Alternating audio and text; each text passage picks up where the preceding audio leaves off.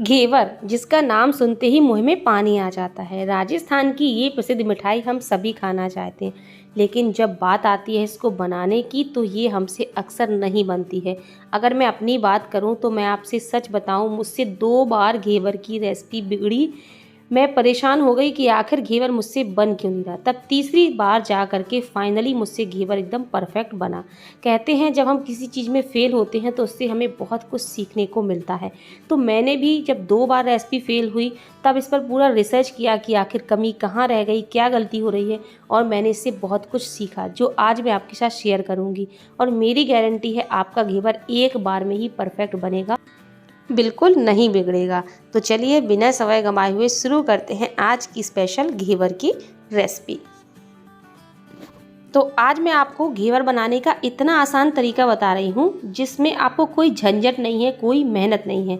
घेवर बनाने में बहुत मेहनत लगती है, घंटों इसको फेंटना पड़ता है, लेकिन ये जो ट्रिक है घंटों का काम कर देगी मिनटों में।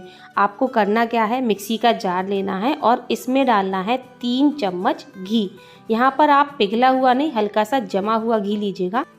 इससे घी का जो टेक्सचर है ना बहुत जल्दी स्मूथ हो जाएगा। जैसा हमें घेवर के लिए चाहिए फिटा हुआ घी, ये काम बहुत जल्दी हो जाएगा। ठीक है, तो हमने 3 चम्मच यहाँ पर घी लिया है। अगर पिघला हुआ घी माने तो 4 चम्मच। ठीक, अब यहाँ पर हमने ले लिए हैं थोड़ी से आइस के क्यूब।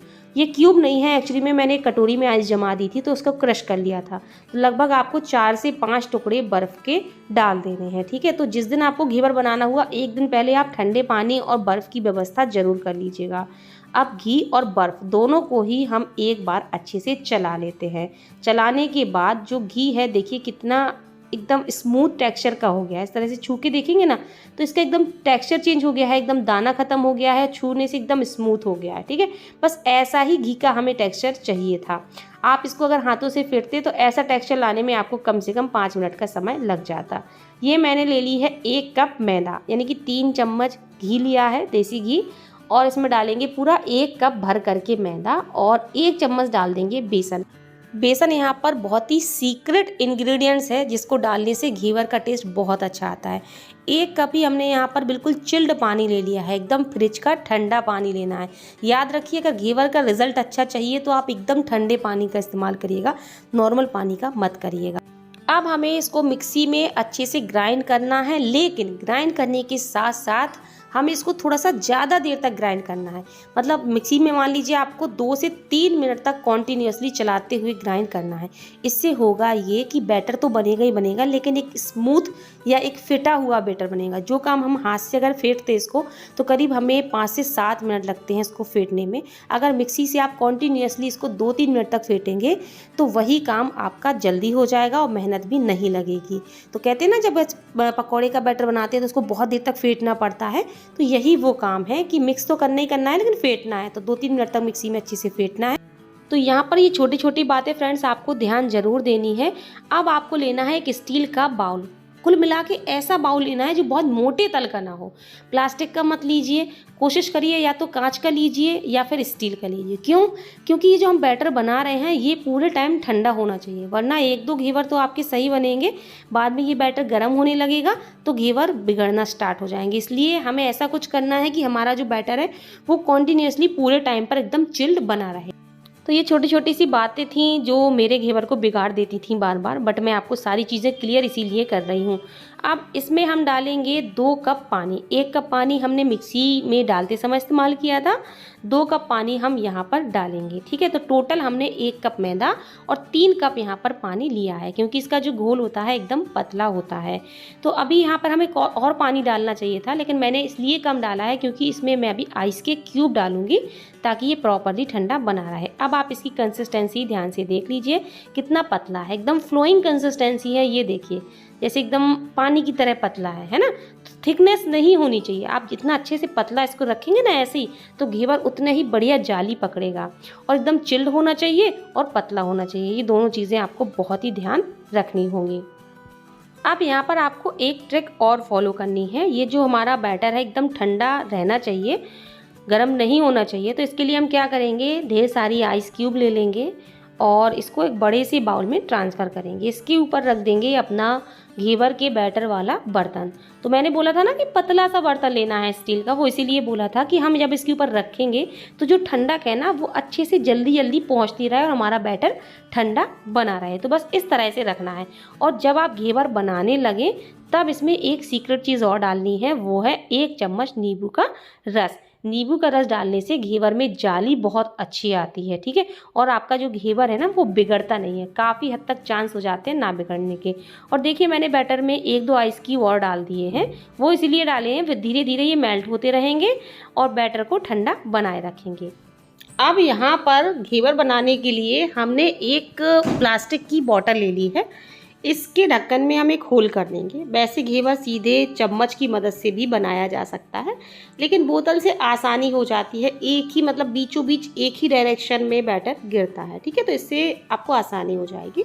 बॉटल में हमने भर लिया, बाकी को हम ऐसे ही ठंडा होने के लिए छोड़ देते हैं, मतलब बर्फ़ के ऊपर छोड़ देते हैं।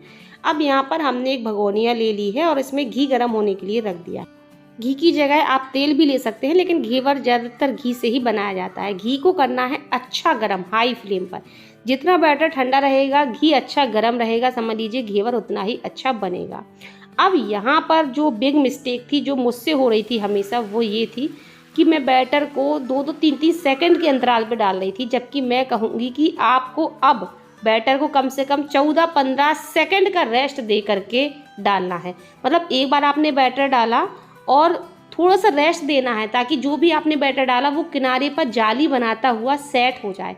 फिर आपको रुक करके फिर से बैटर डालना है, ठीक है। तो यहाँ पर सबसे बड़ी मिस्टेक होती है घेवर बनाते समय, हम लोग यही करते हैं। मैं कॉन्टीन्यूसली हर 2-3 सेकंड में बैटर को डालती जा रही थी, वो सेट नहीं हो पा रहा था, उसकी जाली नहीं बन पा रही थी, तो वो एक जगह इकट्ठा होके एकदम सॉफ्ट हो जा रहा था। तो ये चीज़ समझने में मुझे काफ़ी टाइम लग गया।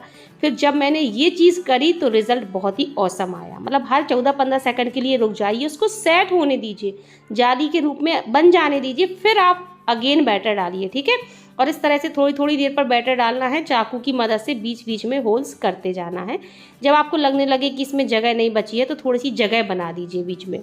और यहाँ पर एक चीज़ मैं आपको ज़रूर सजेस्ट करूँगी, आप घेवर बनाने के लिए छोटी सी भगोनियाँ मत लीजिए। छोटी सी भगोनियाँ लेने से क्या होता है, जो घी है या तेल है वो काफ़ी बाहर उछलता है, ठीक है। और दूसरी चीज़, भगोनिया में लाल लाल सी हो जाती है, कुल मिला के जलने सी लगती है। जैसे आप देख रहे हैं ना, ये छोटी सी भगोनिया मैंने ली थी, तो गैस की फ्लेम करनी पड़ती है हाई, इस वजह से ये किनारे पर हल्की सी जली जली लगने लगती है। तो अब करना क्या है, जब घेवर में आपको दिखने लगे कि परफेक्ट जाली आ गई है, इसका शेप आ गया है, तो इसको 2 मिनट के लिए छोड़ दीजिए ताकि ये अच्छे से सिक जाए। और थोड़ी देर में आप देखेंगे कि ये बढ़िया गोल्डन सा हो गया है इसका कलर। तो बस गैस की फ्लेम कर दीजिए लो। अब घेवर बनके बिल्कुल तैयार हो गया है। तो इसको हम क्या करेंगे, चाकू की मदद से निकालेंगे, यानी कि डीमोल्ड करेंगे। तो बहुत ही आसान है, चाकू से हल्का सा किनारी को अलग कर दीजिए और ये लीजिए, हमारा घेवर बनके बिल्कुल तैयार हो गया है, एकदम परफेक्ट। और जब ये मुझसे पहली बार बना तो सच मानिए फ्रेंड्स, मैं इतनी ज़्यादा खुश हुई कि मेरी खुशी का ठिकाना नहीं था। आप खुद ही सोचिए यार, मैं परेशान हो गई थी 2 बार कि आखिर मिस्टेक कहाँ हो रही है। फिर समझ में आया कि भैया मिस्टेक तो यहाँ हो रही है। तो बन गया था ना फ्रेंड्स बिल्कुल परफेक्ट घेवर। तो इसी तरीके से आपका भी घेवर एकदम परफेक्ट बनेगा अगर आप मेरी सारी बातों को फॉलो करेंगे। बस भगोना थोड़ा सा बड़ा लीजिएगा ताकि जो फ्लेम हाई करें हम तो भगोना जले ना, और बहुत ही परफेक्ट आपका घेवर बनके तैयार हो। तो इसी तरीके से मैं दूसरा घेवर भी बना करके तैयार कर रही हूँ। और ये लीजिए फ्रेंड्स, हमारा दूसरा घेवर भी बनके बिल्कुल तैयार हो चुका है। फ्रेंड्स, आपको रेसिपी कैसी लग रही है? अगर पसंद आ रही हो तो प्लीज़ वीडियो को लाइक शेयर ज़रूर करिएगा। तो ये लीजिए, 2 घेवर हमारे भगोने में बनके हो गए तैयार। अब हम बनाएंगे कुकर में घेवर। तो कुकर होता है मोटे तल का, तो बर्तन में अगर भगोने की जगह अगर कुकर है आपके पास इस तरीके का, तो कुकर ले लीजिए, तो ज़्यादा बेटर रहेगा। एक तो घी बाहर नहीं आएगा, ऊपर से आपको आसानी हो जाएगी बनाने में, कुकर बिल्कुल भी जलेगा नहीं। तो देखिए इस तरह से हम बैटर को डालते जाएंगे। वीडियो की स्पीड मैंने ज़्यादा करी हुई है, बाकी मैं थोड़ा सा रुक रुक के बैटर डाल रही हूँ, इतने जल्दी जल्दी नहीं डाल रही हूँ। और आप देख सकते हैं जब जाली बन जाती है, बैटर सेट हो जाता है, बैठ जाता है, यानी कि जैसे ही हमने डाला झाग सा ऊपर आया, फिर वो झाग जब बैठ जाए तब आपको अगेन बैटर डालना है, ठीक है। कॉन्टिन्यूसली नहीं डालते जाना है, यही ये ट्रिक होती है घेवर को परफेक्ट बनाने की। अब मैं फ्रेंड्स आपको लिख के देती हूँ, कभी भी मुझसे कोई भी बोल दे कि घेवर बना दो, मैं आंख बंद करके बना दूंगी, क्योंकि मुझे इतना ज़्यादा एक्सपीरियंस हो चुका है और अब मुझसे कोई भी गलती नहीं होने वाली। तो ये देखिए हमारा घेवर अच्छे से सिक गया है, काफ़ी बड़े साइज़ का बना है। और अब हम घेवर को निकाल लेते हैं। ये लीजिए एकदम परफेक्ट घेवर बना है, एकदम जालीदार है। तो कुकर में देखिए बिल्कुल भी कुकर जला नहीं है, बिल्कुल ख़राब नहीं हुआ और बहुत आसानी से घेवर बन के तैयार हो गया। तो इसको हम एक जाली में निकाल लेते हैं। तो चलिए फ्रेंड्स, घेवर तो हमारे बनके तैयार हो गए हैं। अब फटाफट से इसकी चाशनी बना लेते हैं। तो यहाँ पर हमने आधा कप चीनी, आधा कप पानी लिया है, इनको एक बार अच्छे से मिक्स कर देते हैं। अब इसमें फ्लेवर के लिए हम डालेंगे इलायची का पाउडर। आप इलायची को कूट करके भी डाल सकते हैं। कलर के लिए केसर के धागे डाल देंगे और इनको अच्छे से हम तब तक के लिए पकाएंगे चाशनी को, जब तक चाशनी थोड़ी सी गाढ़ी चिपचिपी सी नहीं हो जाती। यहाँ पर पूरी तरह से एक तार नहीं बनाना है, चाशनी को हमें बस गाढ़ा चिपचिपा सा रखना है। कुछ इस तरह से आप देख लीजिए। अगर आप इस तरह से करेंगे ना तो आपको एक अलग ही समझ में आ जाएगा कि इसमें गाढ़ापन सा है, ये देखिए चिपचिपापन सा है। तो बस गैस को बंद कर देते हैं। यहाँ पर हमारे घेवर बिल्कुल रेडी हो चुके हैं। तो इसके ऊपर क्या करेंगे, हम इस चाशनी को डालेंगे। देखिए घेवर दो तरीके से खाए जाते हैं। एक होते हैं चाशनी वाले जिसमें रबड़ी नहीं होती, और कुछ लोग रबड़ी लगा करके घेवर का आनंद लेते हैं। तो ये आपकी चॉइस है।